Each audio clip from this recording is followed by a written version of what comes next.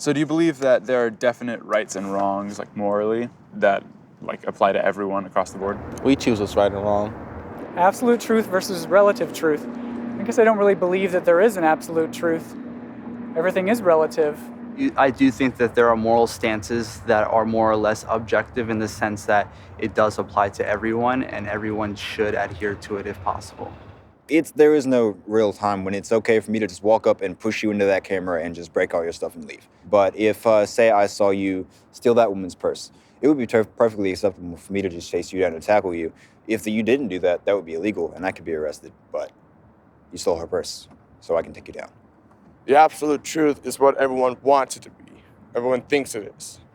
So do you think that there are certain behaviors that are right and wrong? I feel like the rights and wrongs kind of come from society. Everybody kind of has a cliche norm that, everybody's, expects to kind of uphold.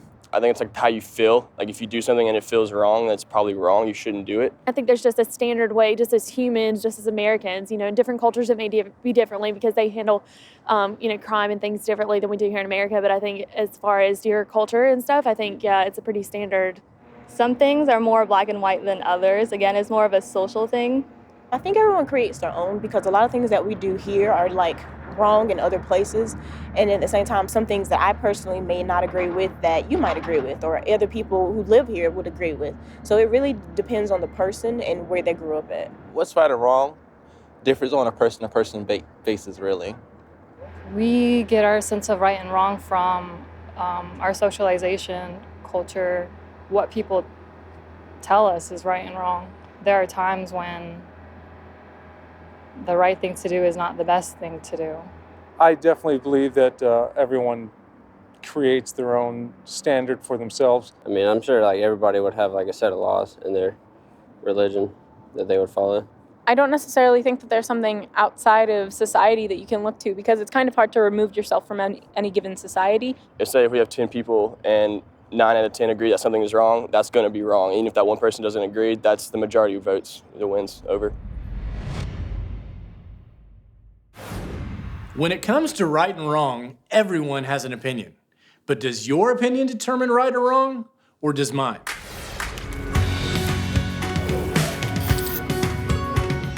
If we're going to resist the riptide of moral relativism in our culture today and help others break free from its grip, it will require clear thinking and moral courage.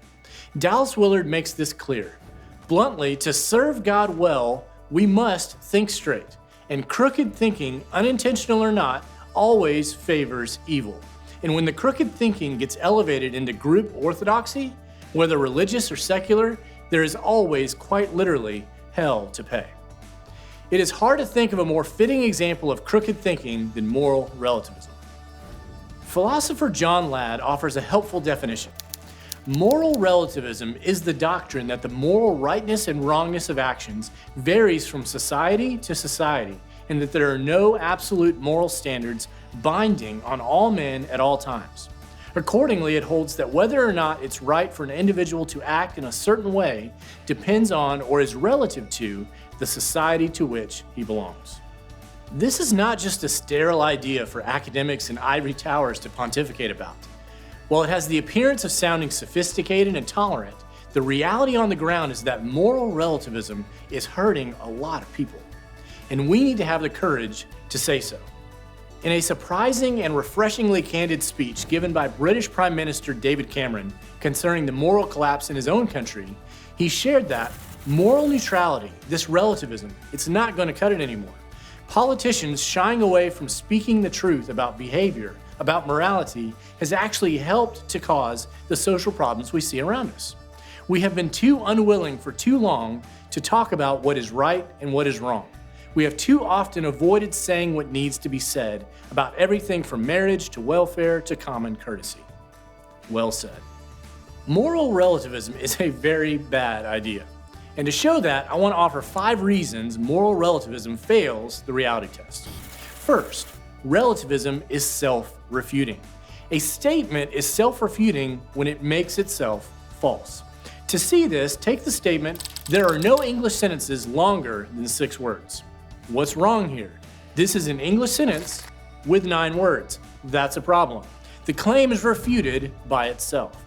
Now let's take this statement. Everything is relative. If it's true, it's false. What kind of statement is it? A relative statement or an absolute statement? So relativism at its core is self-refuting. Author and apologist Frank Turek highlights the key problem here. If somebody says it's true for you but not for me, I would ask them, is that true for everybody?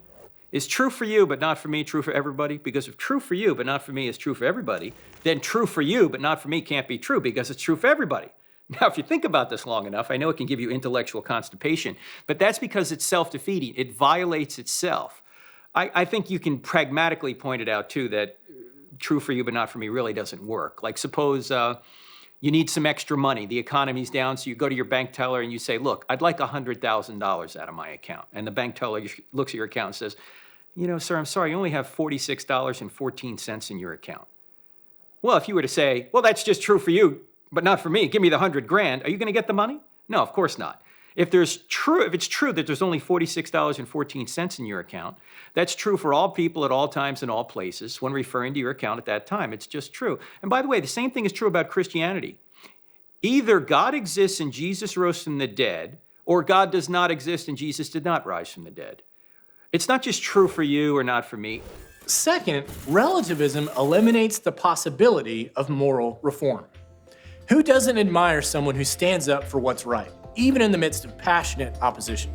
Figures like Jesus and Gandhi and Martin Luther King Jr. come to mind. They were all countercultural, and most of us would agree that they affected change for the better. However, if moral relativism is true, then what is right is determined by whatever the majority of the culture believes. But this leads to the absurd consequence that those seeking to reform the immoral practices of a society, like racism, are the immoral ones because they're acting against the cultural majority. This is a powerful reason to reject moral relativism. Third, relativism eliminates the possibility of moral progress. If moral relativism is true, then moral progress becomes, by definition, impossible. According to a consistent moral relativist, not only was someone like Martin Luther King Jr. wrong for challenging the deeply held moral beliefs of his culture, but the change he effected did not technically improve the morals of society. It just changed them. It's not any better than it was, it's just different. Improving means getting closer to some sort of absolute standard of what is good. But relativists have no such standard, so they have no idea if they're getting better or worse. This is a serious problem for moral relativism. Fourth, relativism removes our ability to praise good and condemn evil. Moral relativism would leave us in the frustrating position of not being able to say that there's a moral difference between Adolf Hitler and Mother Teresa. The only way to do so would be to appeal to an external and objective standard of morality. Yet this is precisely what moral relativism denies. But surely such a conclusion is absurd. Mother Teresa lived to serve and save lives. Hitler lived to destroy them. We would not be able to universally condemn the Holocaust, or rape, or genocide as evil. And we would not be able to universally say that self-sacrifice is superior to self-centeredness. Is it better to be courageous or cowardly? A moral relativist can't say. Moreover, some things are obviously right and wrong. Contrary to popular opinion, people intuitively know this. For example, kindness is a virtue. Compassion is a good thing. The Holocaust was deeply evil. Physical abuse is always wrong. Pornography is evil and dehumanizes everyone involved. Human trafficking must be stopped, and rape is a horrendous violation of another human being. These are examples of what philosopher J. Budziszewski argues a properly functioning human being can't not know. So while there may be some gray areas when it comes to certain moral discussions, all moral issues are not up for grabs. And all it takes to undermine moral relativism is to demonstrate the existence of just one universal moral fact. Here's Brett Kunkel for more on how we know moral facts. I think what moral relativism has done is it's undercut our confidence that we can make any moral claims whatsoever, that we can have moral knowledge. And so I think it's just obvious that there are basic moral truths, objective moral truths that are true whether you believe in them or not, or whether you affirm them or not. So when we say, it's wrong to torture children for fun, that should be morally obvious. When we say it's wrong to kill innocent people with no justification, raping women is wrong. Being a racist is wrong. I mean, I think, things that are obviously morally true. We don't even have confidence. I think there's this lack of confidence in being able to even affirm some of these basic things. I think that's what moral relativism has done. It's undermined our confidence. And I think we need to think through how we know what we know when it comes to morality. And we are built with moral intuitions. Moral intuitions are the ground floor of our moral knowledge. It helps to get us kind of going on this whole answering whether or not there is morality and what is the proper morality. And so we have these intuitions. An intuition is a reflective way of seeing something. And so you see something, you reflect for just a moment, it just kind of, you become aware of the truth of the thing. What our founding fathers said are self-evident truths, right? We hold these truths to be self-evident. There are things that are self-evident to us. We reflect for a moment, we see the truth of the matter. And I think morally, this is our moral common sense.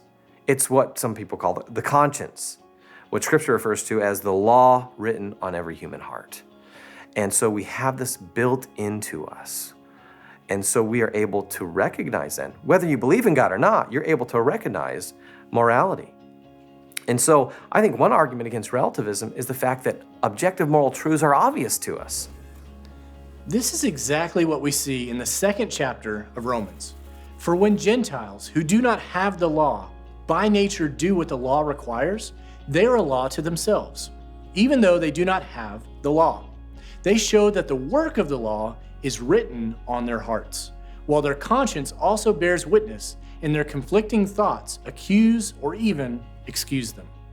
Finally, relativism is unlivable.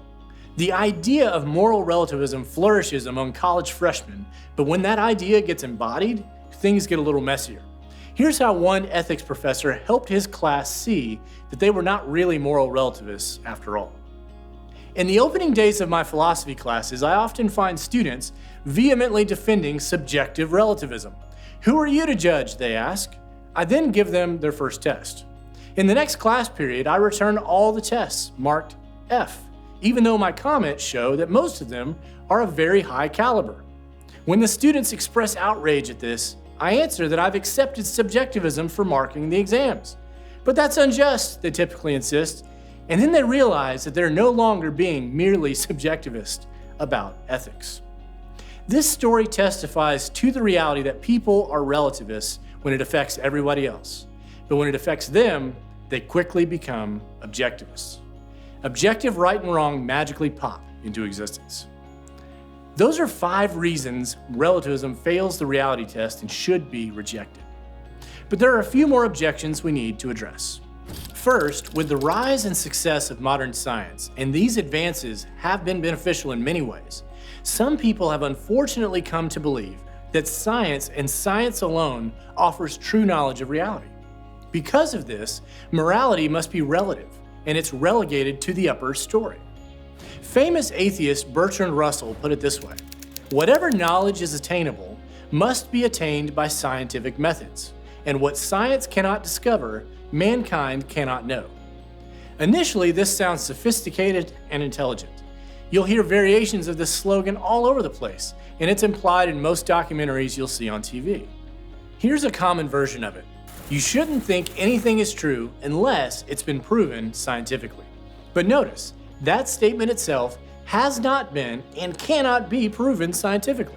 Why? Because the statement itself is not testable by the scientific method, and is therefore by its own standard unable to be known. It's self-refuting. It's a statement that cuts its own legs out from under it.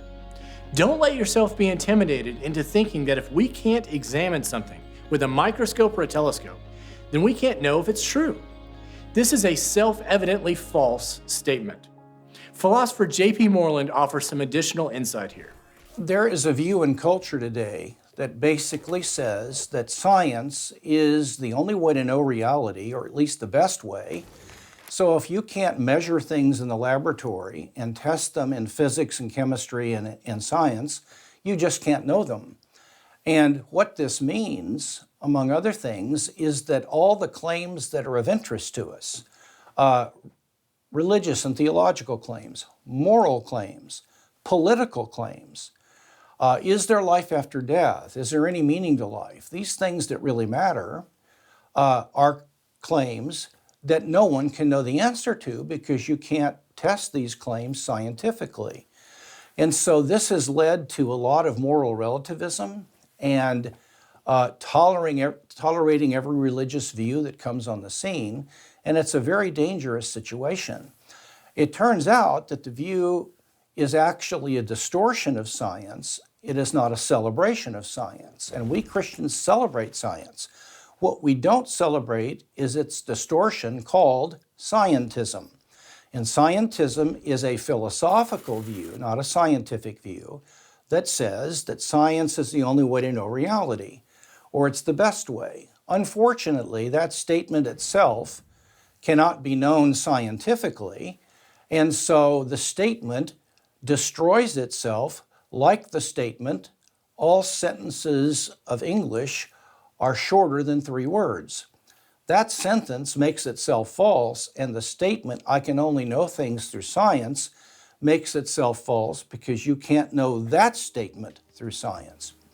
It's important to know also that there are many ways that we know things. We know the fundamental difference between right and wrong intuitively. God has created a natural moral law, which means He has revealed right and wrong in the creation without the need of a Bible to tell us.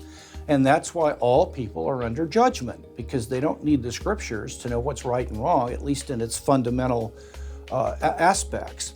People know the fundamental difference between right and wrong, not scientifically, but by simply being aware of the difference. So everyone knows that torturing little babies for the fun of it is wrong, and that kindness is a virtue. We don't know these things scientifically, but we know they're true. So there are many things we know that you can't test scientifically. Another common objection we need to address is the idea that you shouldn't push your morality on others. Recently, a high-profile politician being interviewed about abortion said, "I'm prepared as a matter of faith to accept that life begins at conception. But that's my judgment. For me to impose that judgment on everyone else is inappropriate in a pluralistic society." Notice his reluctance to suggest that his view is actually objectively true. But if he were talking about the current rate of unemployment instead of when life begins, do you think he'd say, "It's my personal view that the unemployment rate is 5.5%, but it's inappropriate for me to impose that view on everyone else"? No, not a chance. But why not? What's going on here? Philosopher Francis Beckwith unpacks this for us. When people say you shouldn't push your morality on them, it's difficult to know precisely what they mean. I mean, on the one hand, if you're not in a position of moral authority or legal authority, it's not clear that just voicing your disagreement is really pushing it on them. I mean, all you're doing is making a case for your point of view. And what they're really suggesting, if that's what they're suggesting, you shouldn't speak, they're actually saying, when you're around me, I am not in the position to want to hear an alternative point of view, which sounds sort of odd from coming from somebody that says that you shouldn't push your views on others, right?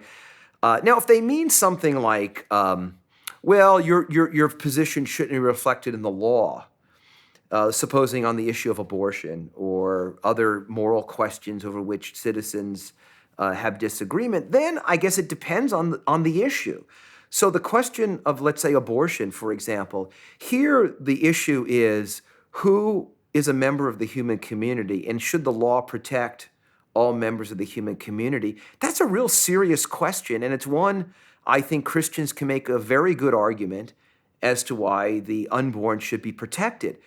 But if the other side, let's say, wins and the law doesn't protect the unborn, well, in a sense, they're kind of forcing their morality on us in the sense that we have no right to have the law reflect our understanding of who is our neighbor, and that our neighbor does not include the unborn. So I think that what's often forgotten in these debates is that there really can never be a purely neutral point of view.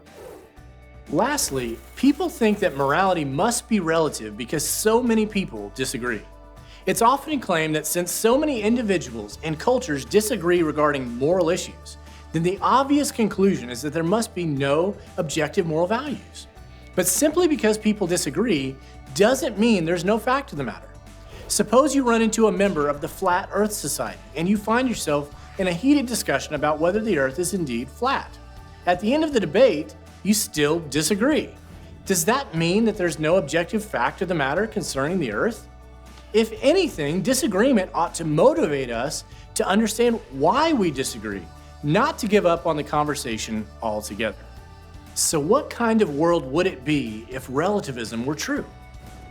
It would be a world in which nothing was wrong, nothing is considered evil or good, nothing worthy of praise or blame. It would be a world in which justice and fairness are meaningless concepts, in which there would be no accountability, no possibility of moral improvement, no moral discourse, and it would be a world in which there is no tolerance. In this session, we've examined why moral relativism is a really bad idea and why it's so important to think clearly and carefully as we engage. Here were the 5 ways relativism failed the reality test. First, relativism is self-refuting.